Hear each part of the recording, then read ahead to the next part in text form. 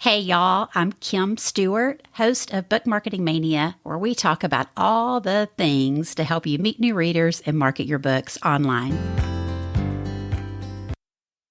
Today, I'm so thrilled to welcome my friend Kent Sanders, author of The Artist Suitcase, 26 Essentials for the Creative Journey, and host of the Daily Writer podcast, to the show today.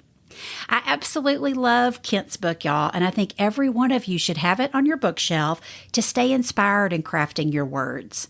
My favorite chapter is G is for Generosity, and I asked Kent to come on and share 5 ways that we can be generous with our author peers. Kent sets an incredible example of this every day on his podcast, and you are in for a treat to hear from him. And y'all know me, when I have an expert on the show, I take advantage and ask all the things. So you'll also hear Kent share a little bit about his other books, including 2 releasing this fall, one based on the content of his podcast, super fun, and one traditionally published with Thomas Nelson, all about Elvis's faith. Oh my gosh, y'all, I can't wait. Plus, he shares his podcasting journey that has taken quite a few turns over the years, and why he says everything good that's happened in his business, he can tie back to his podcast. And last but not least, he shares about his amazing Daily Writer membership community. Y'all know we don't call this Book Marketing Mania for nothing, so let's get to it. Hey, Kent, welcome to the Book Marketing Mania podcast. I'm so glad you're here today to serve my listeners. Thanks, Kim. It is great to be here, and I'm excited to have this conversation. Me too. So y'all heard me gush about Kent in the introduction, and we're going to talk about one chapter in his book of The Artist Suitcase, 26 Essentials for the Creative Journey. And I just discovered this book, Kent. I mean, I couldn't believe I didn't know about it, but I was so glad to find it. And it's definitely a book that I know you go through like the ABCs is kind of how you lay out each chapter, but it's just each tip is so good of just all of us on a creative journey, whether we're writers or speakers or podcasters. Yeah. But there was one chapter, and especially that really jumped out at me because I think you do this really well. And so I really want our listeners to hear that as we talk through this and just be inspired of how they can do it really well. And that is your chapter G is for Generosity. Mm-hmm. So I would love for you just maybe talk, if you just want to also just, pop in a little bit more than what I shared in my introduction of, how you came up with the idea for the book and laid it out the way you did. And then, let's hop into your chapter G is for Generosity. Sure. Well, thanks for the kind words about the book, first of all. Yeah. The book came out a few years ago, and occasionally I do talk about this book on podcasts or wherever else. Mm-hmm. And it's funny because, I don't know if this is your experience or not, but sometimes when you create something, you kind of make that thing, then you move on to other things, mm-hmm. and you almost have to go back and jog your memory about what it is that you actually created. So when you sent me the email mentioning you were probably going to talk about this, I had to go back and actually look at that chapter again. I was like, what did I put in that? But it was really fun to revisit that because this book is very close to my heart. This was my second book. My first book, like 5 people read. It was a super niche book on Evernote, the productivity app Evernote, for mm-hmm. pastors. So like a very niche topic for a niche audience, and like nobody read it. But it was a great experience to write the book and then to move on to this one. So let me jump into for a second and just talk about where this book actually came from. Yeah. So I used to do a podcast called The Artist Suitcase, and where that title actually came from was from a U2 song from, I forget what album it's from, but the song was called Walk On. Do they have what was the name of that album? Oh my gosh. Wow. Okay. I love U2. Okay, the album was actually called All That You Can't Leave Behind. And I think that came out in the year 2000 or something around there. Okay. Anyway, they have a song called Walk On, and the second verse of that song says, "You're packing a suitcase for a place none of us has been, a place that has to be believed to be seen." Ooh. And that's one of my favorite song lyrics ever. And that image of going on a journey and packing a suitcase really stuck with me. So when I was trying to come up with an idea for my podcast and then a book that would come out of that, I just love this idea of a journey. And so I just came up with The Artist's Suitcase. And the subtitle of this book is 26 Essentials for the Creative Journey. That's what the podcast was about. And that's what this book is about too. And I really believe in short books with short chapters. Mm-hmm. So I just came out with a book a couple months ago called 18 Words to Live By. It's a book I wrote for my son. Yeah. And I followed the same thing with that, where I really think short books with short chapters make it easy for people to read and digest. So Mm-hmm. I was trying to think of a framework or kind of some kind of schematic I could use in this book that would be sort of fun and lighthearted and creative and something that people might enjoy. And so I just came up with 26, Mm-hmm. and each chapter is based on a letter of the alphabet. Of course, G is for generosity, and Mm-hmm. the whole book is kind of like that. So that's really where that book came from. It was just me trying to figure out how do I make a fun little short book about creativity, and the alphabet is the first thing that popped into my head. Yeah, So no, I love that. And you definitely know the impact of short and doable because you're doing it on your podcast, which we're going to yeah, talk about that too. But I'm just blown away by how much you can jam pack into a short episode on your podcast. And then again, seeing it in your book. And I love this is just a book that writers can keep on their bookshelf and they're going to turn to it time and time again. It's not something you're just going to read through once and be done with, right? You're just going to constantly want to reference some of the topics. So yeah, let's dig into G is for generosity because sure. I know you talk about, knowing the value of being generous. And you also talk about, just to kind of set this up, like just the scarcity versus abundance mentality. And I think Right. there's so many of us that we hear those words in the online space, especially about, it's always tied like to money, like do you have this Right. when you're trying to promote your services or something, that's how it's always tied to. But I love how you're just kind of talking about, let's just, the scarcity and abundance mindset of just helping others and being generous. So I would just love for you to talk about, Kent, like, why do you think it's so hard for people to be generous? Gosh, I think it's difficult because most of us live with a scarcity type of mindset, meaning that most of us view the pie as being limited. And by Mm-hmm. pie, I mean whatever resource is important to you, whether that be money or attention or notoriety or opportunity or whatever that might be. We all tend to view life as being this sort of limited amount of whatever it is that's important to us. Mm-hmm. And I don't really think that that's true. I mean, I guess when you get down to like, okay, how much electricity is there, or how many bitcoins are there, Mm-hmm. or whatever it is, there are some metrics, of course, where there is a limit to those things. But I think when it comes to the things that we feel that are important as writers and as creative people, there's really no limit to those things. So how you look at life determines how you respond to people and how you treat other people. If you view everybody else as a competitor, let's Mm-hmm. take authors, for example. We have the tendency as writers. Now, most of us would not publicly admit this, but I think this is honestly how we function, is that when we see somebody else having success with their book, there's some kind of mechanism within us that has been wired into us by culture where we get a little bit jealous or we get a little bit Mm-hmm. irritated whenever we see somebody else being successful because somehow we feel that detracts from us or that takes away from us. Mm-hmm. Although it has nothing to do with us, there's something within us that's like a little trigger where we just go, oh, yeah, that's great for them, but somehow that reflects badly on me. And it really doesn't. Mm-hmm. So this whole concept of generosity really is based on the idea that there's not a limited amount of success to go around. There is an unlimited amount of success. You can be thrilled and happy with other people's success with their books or podcasts or whatever. And that doesn't actually take anything away from you. In fact, it helps you because when you see other people be successful, whether it's financially or with their platform or their books or podcasts, you can learn from them. And rather Mm-hmm. than sort of going into a negative space where we get irritated and jealous, we can look Mm-hmm. at that and go, well, what did they do to be successful? Maybe I can borrow those ideas. Maybe I can interview that person or have them on my podcast or whatever it Mm-hmm. is. It's this idea of the rising tide lifts all ships. Now, I don't think that that's always true necessarily, Mm-hmm. but the concept in general, I think there's a lot of merit to that when other people are successful, we can take something away from that helps us be successful too. Yeah. Yeah. That's so great to just be inspired by other people but just share what inspires you as well. So I'm Yeah. so glad you devoted a whole chapter Yeah. to this.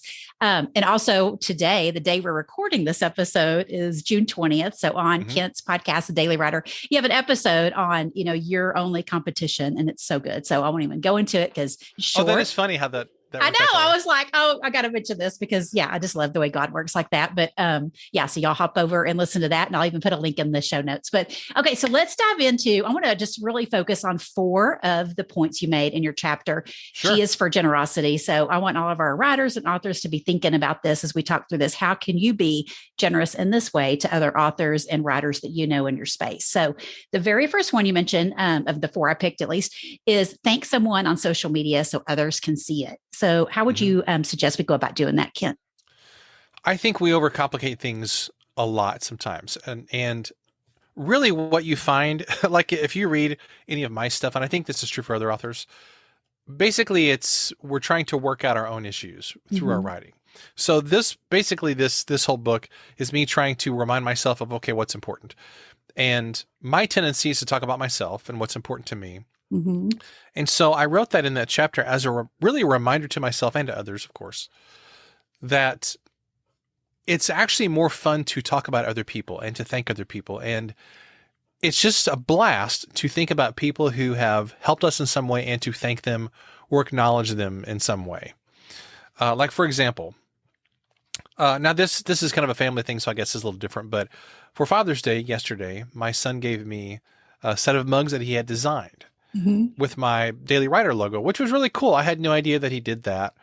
We came back from vacation and he gave those to me, and that was a really cool gift.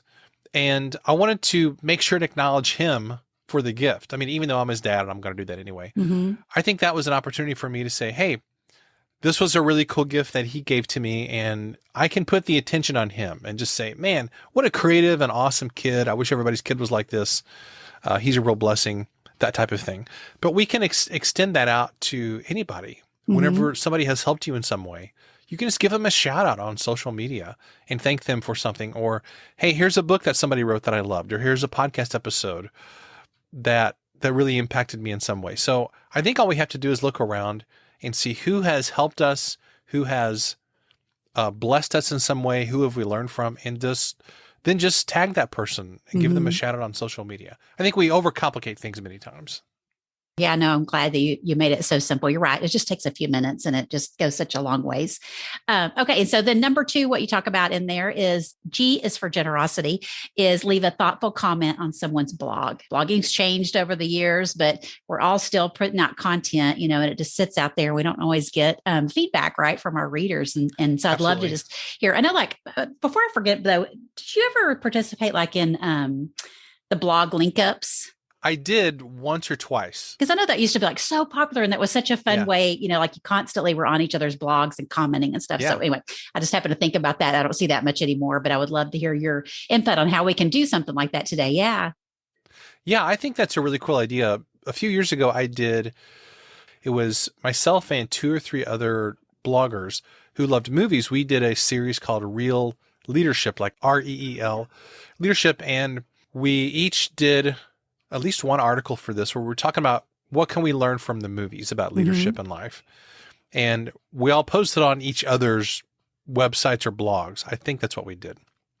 And it was a blast because it expands your readership, but it's also a way for you to add value to somebody else's platform. And it's just fun to learn from other people and kind of collaborate and do things. So I'd love to see that idea come back a lot. And maybe podcasting is a better place to do that nowadays, to do some kind of like crossover episodes or, something like that.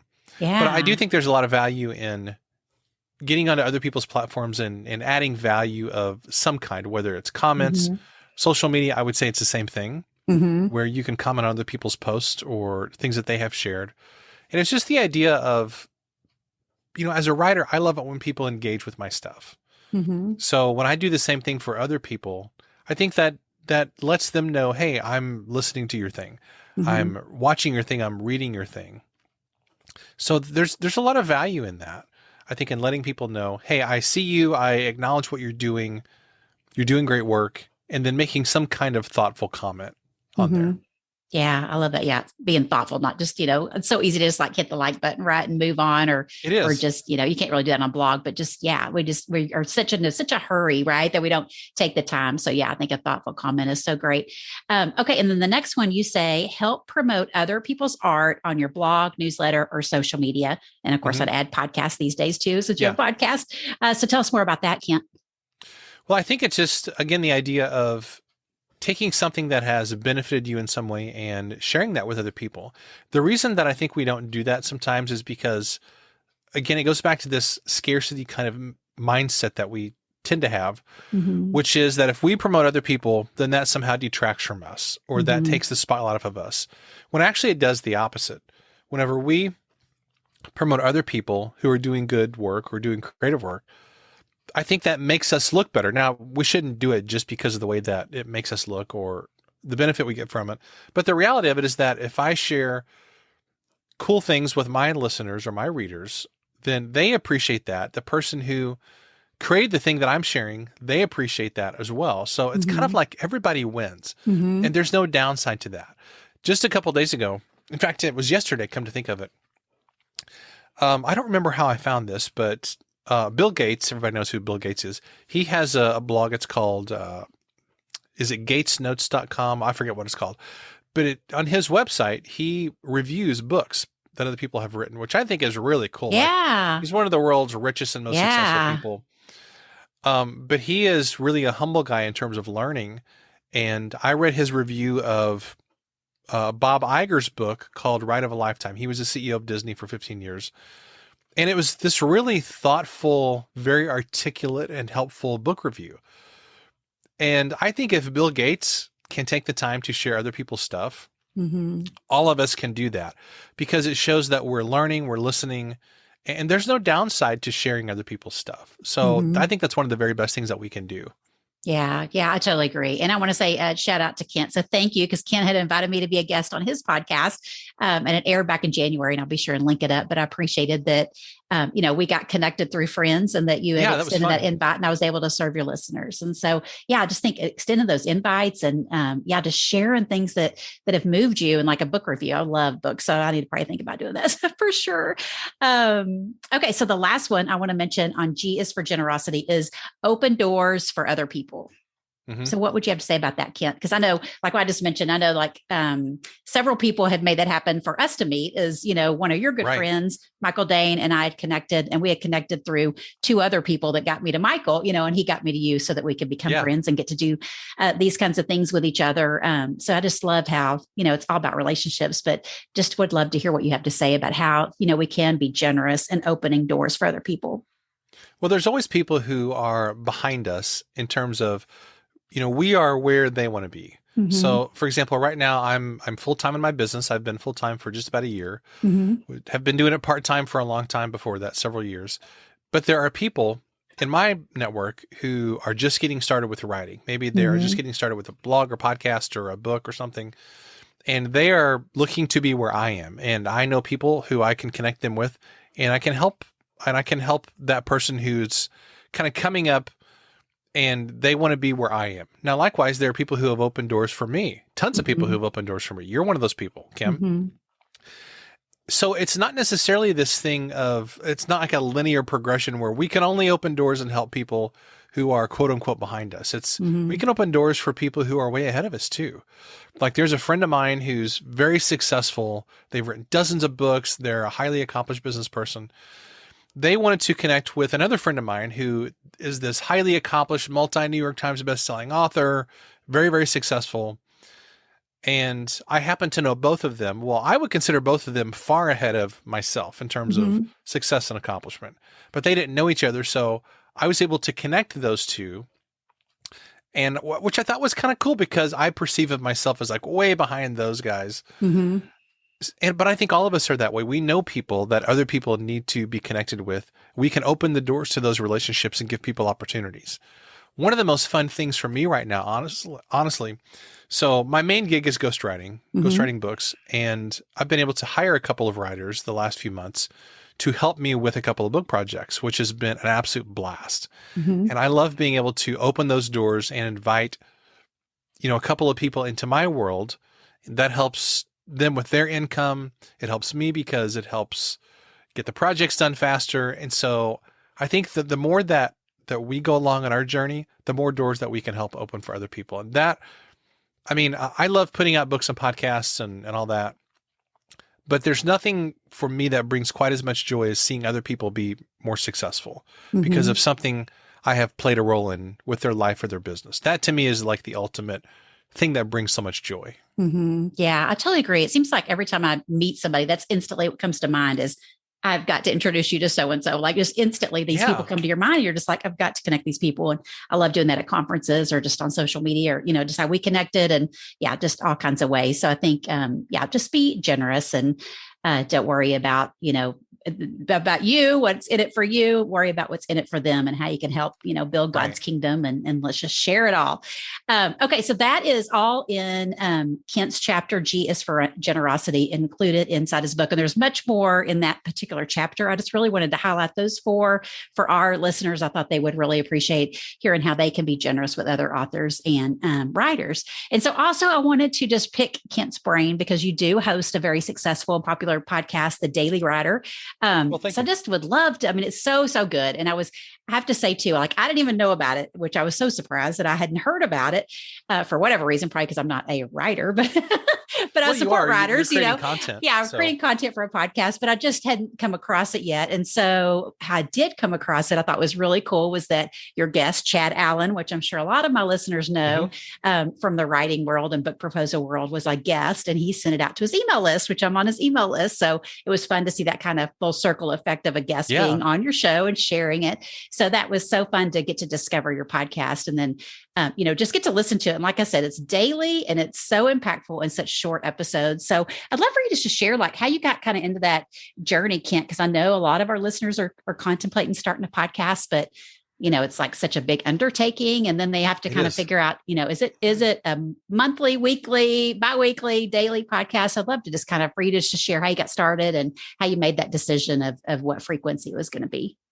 Sure. Well, there's an interesting story behind the podcast as it currently exists. Now, it's interesting to me. It may not be interesting to other people, but I'll share it just in case it is. So the podcast that you see that I'm doing today, The Daily Writer, is actually the fourth version of a podcast. Oh, wow. Okay.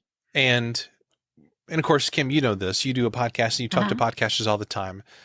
A lot of times we look at something that appears to be this kind of well thought out, well-branded kind of a deal from the outside looking in. It seems to be this successful thing when in reality it's taken a lot of steps and sometimes a lot of failures to get to that thing that seems like it's working. And for me, that was definitely the case. So back in 2013 or so, I forget the year exactly. So for almost 10 years now, I've been doing a podcast. So I think I mentioned this earlier, I did a podcast called The Artist Suitcase. Didn't go anywhere. I enjoyed doing it, but I spent a lot of time on it. I had no idea what I was doing. So I lasted for like 37 episodes or something. Then I quit. A couple years later, I picked it back up and did a show called Born to Create. Oh, okay. Which was a show about creativity. That went for 2 or 3 years sporadically. Then I changed it to a show called Smart Business Writing, which was a show about really focusing on specifically writing for the business sector. And then once I landed on this daily writer concept, I thought, oh man, I've got to build what I'm doing around that. And then I switched it to The Daily Writer. So this is actually like the fourth iteration of this podcast. Are all those on the same feed or did you like launch a new podcast each time? The most recent 3 are on the same feed. So if you go back to the beginning of my current show, like if you look on Apple Podcasts or in Overcast or wherever, those go back to 2017 and you'll hear me talk about the Born to Create podcast. And the intros are actually that, and then Smart Business Writing. And then in November of 2020, I changed it to The Daily Writer.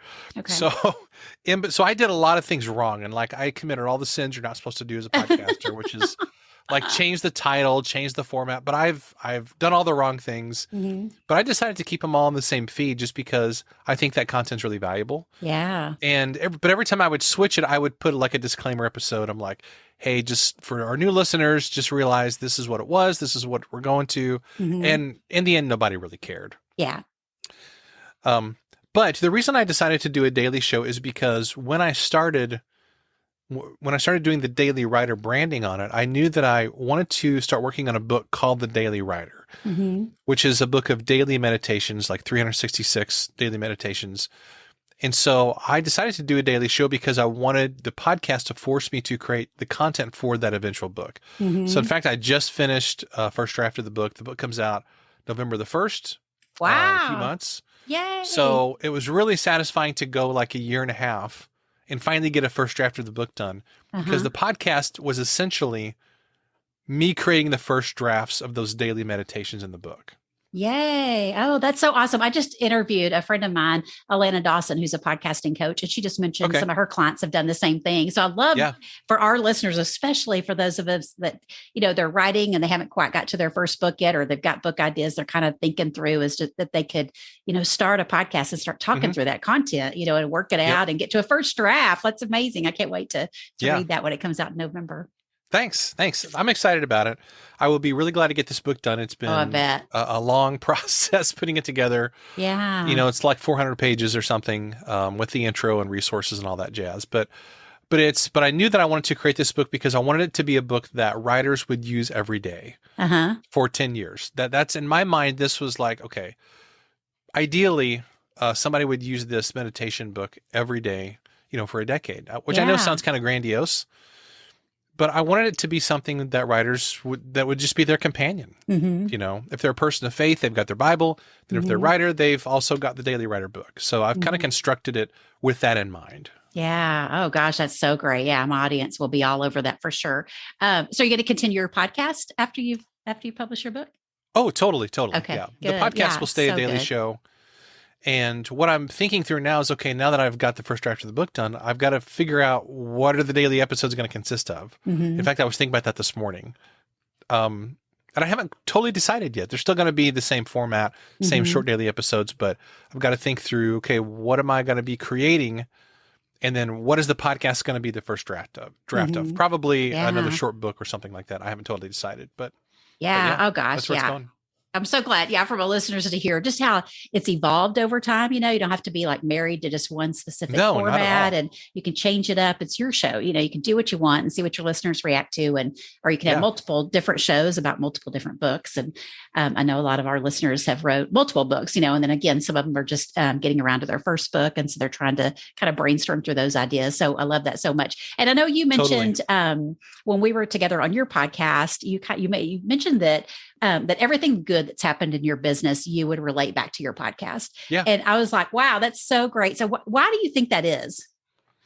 I think it's because, at least the way that I have done my podcast, which has been a mix of solo episodes, but also interviews.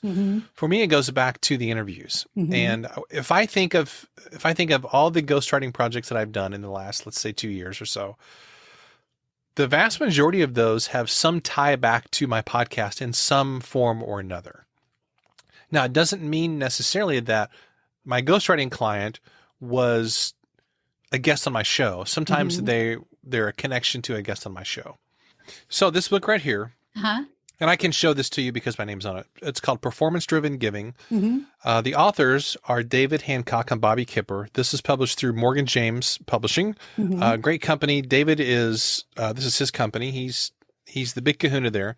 Wonderful guy. So the way that I got connected with David and Bobby is that a couple of years ago, David is somebody that I had always wanted to connect with. So I intentionally had several authors who had books with Morgan James Publishing. I had several authors on my podcast. Now, I didn't just have them on there because I wanted to connect with David. It was also because their books were good and because I enjoyed them as a person and whatnot. But I kind of had that in the back of my mind, that I wanted to connect with David because he's a very successful leader of a publishing company. And I knew that one day I would want to connect with him. So after I had interviewed a bunch of Morgan James authors, I connected with him on LinkedIn. I just sent him a message one day and said, hey, just FYI, I've had a bunch of your authors on my podcast. You're doing an amazing job. They all speak really highly of you. They love their experience with Morgan James. I just wanted you to know, for whatever it's worth, that I think you're doing an awesome job. And I had no other intentions than that. Being generous. There you go. I had no idea I was going to be doing a book with him. Well, as it turned out, he was looking for a writer to help with a project that was a follow-up to his last book. And we got to talking, and it just turned out that I was a good fit for the project. So, but that kind of thing has happened time and time and time again, where the relationships that I have built from talking to people on my podcast, that has given me credibility, or the relationships that have morphed into other opportunities, for sure.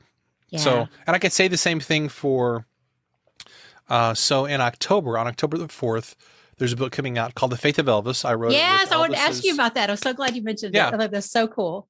but I'll tell you how that book came about is, so I wrote that book with Elvis's stepbrother, Billy Stanley. The book is really, really fun, and I can't wait for people to read it. So the way that I got connected with that was through an agent, a book agent, who was connected to me by a friend of mine who's a ghostwriter.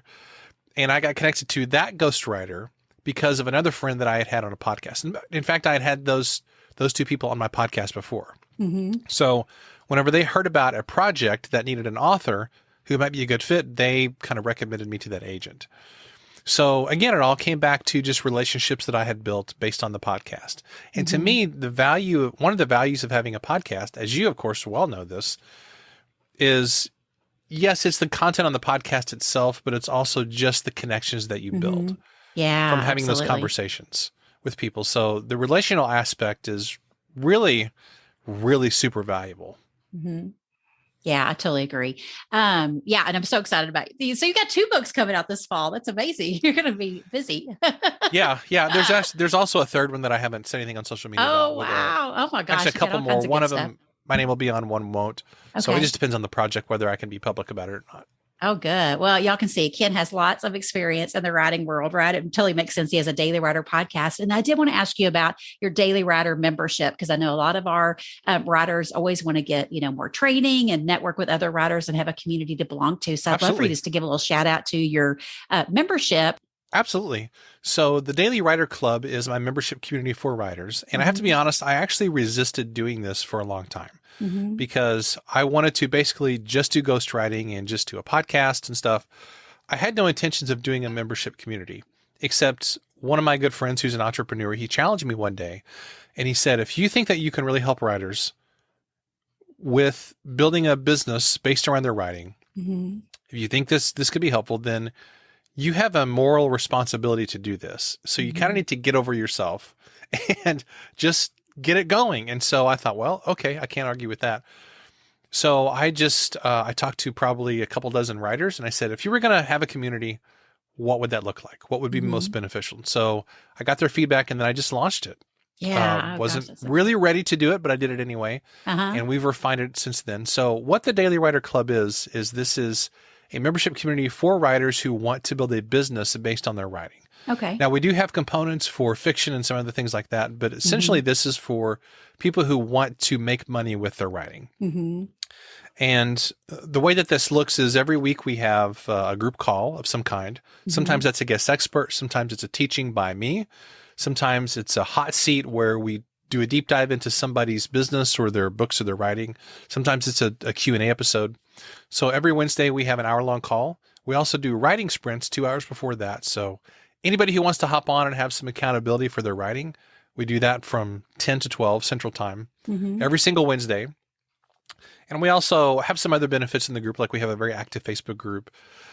I send out daily writing prompts. That's something people can sign up for. And we have a lot of other things like that. But yeah, essentially this is a group for people who are motivated to build a business around their writing. Okay. And it's a lot of fun. I've really, really enjoyed this group. And the main idea here is that writers, many times, they're not experiencing the success that they want. It has nothing to do with their talent or ability. It has everything to do with they're not, to use a Bible term, they're not running with the horses. They're not running with a pack of people who have the same goals and who have the same ambitions that they do. So this is for writers who want to build something that's business related with their writing, but they just want a supportive, very positive and encouraging group to be around. And we've had a lot of success in the group. People have been launching books left and right. People are starting podcasts. People are starting businesses. They're making money with their writing. So it's been a blast. Yeah. Oh gosh, I love that so much. We'll definitely put a link to it in the show notes. Is it always open, like an evergreen membership? It is. It's always open. Good. Okay. Well, so what are you seeing from your members and yourself? What are you seeing that's working the best effectively today? We know it all changes for getting your word out about your writing. Boy, that's a good question. And I knew that you were going to ask me this, and I really kind of thought through, okay, what is working? Because I think it's helpful sometimes to sit down and go, what is working, what's not working?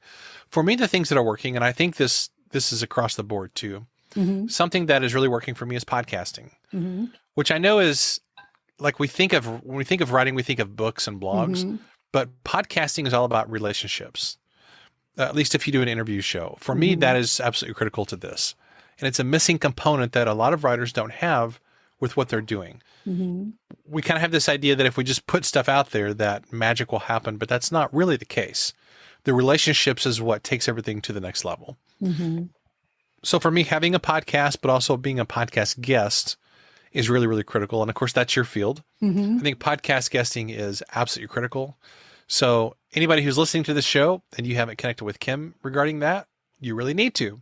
Oh, yeah, thanks. Because she's like the expert with this. You're the expert at podcast. I mean, you've been podcasting forever. So I love hearing from podcast hosts that they're seeing that is making a difference, right, in their businesses. Absolutely. And their writing and just getting the message out. Yeah. And I'm sure just, again, back to being generous. I mean, you obviously given several examples of being generous. I'm sure helps get the word out about your writing. And it's just so fun to hear just all the different ways you're involved in the writing world, And so y'all, again, you want to definitely tune into Kent's Daily Writer podcast. And I can't wait to see, what happens with the new books in the fall. So I'll definitely put all the links that we talked about in the show notes, Kent. So, but I would just love to ask you before we wrap things up, is there any specific encouragement you would give to our listeners that are, writers thinking about writing their first book and they're building their platforms and, just trying to figure out all the things when there are lots of things to think about? There are lots of things to think about. That is absolutely true. I would say the number one problem that most writers have, and that I still wrestle with, I don't know that we ever totally get past this, is overthinking and overanalyzing everything. And we get paralyzed because we see all these people out there who are doing different things, and we feel like we have to do all those things, but that's not true. I would encourage you to pick one person who is doing the kind of thing that you want to do, whether that's fiction, nonfiction, whatever kind of books you want to do. Maybe it involves speaking or podcasting. Is to pick one model who you are going to kind of base your writing platform and business around, and try to devour everything that person produces. For me, that person is Ryan Holiday. He's the author of The Daily Stoic. He has a very successful podcast. He writes tons of books. He also does ghostwriting. So I devour everything he puts out because I like the way that he structured his business and in his writing and his podcast. And so that's kind of who I sort of base my framework on, because I want to have a business on a platform similar to what he has done, except for writers. Right. Yeah. So yeah, don't try and follow 85 people and put everything into practice. Just pick one person who's a few steps ahead of you and try to emulate the kind of things that they're doing. Yeah. Oh gosh, that's such great advice. Thank you so much. Well, Kent, this has been awesome. Where can our listeners connect with you best online? They can connect with me at dailywriterlife.com. That's all things Daily Writer. So info about the community is there. The club. I just changed it from community to club. Okay, so that's why that's on the brain. So, so it's called the Daily Writer Club, as well as the podcast and daily blog posts and all the things. Okay, wonderful. Well, we'll be sure to put that in the show notes. Well, thank you, Kent. I sure appreciate all your generosity in serving my listeners today. Thank you. It's been totally my pleasure. I appreciate it. Y'all, I hope you were inspired by the 5 ways Kent shared to be generous to fellow authors, and that you'll put at least one of them into practice today. Be sure to check out Kent's Daily Writer podcast and his membership, and you'll find all the links in the show notes here in the player or on our blog at bookmarketingmania.com. I'd love to hear what you thought of today's episode. Hop over to Instagram and DM me at KimStewInspired. I can't wait to hear from you. Thanks for tuning in, and I'll see you back here in 2 weeks to help you market your book one podcast at a time.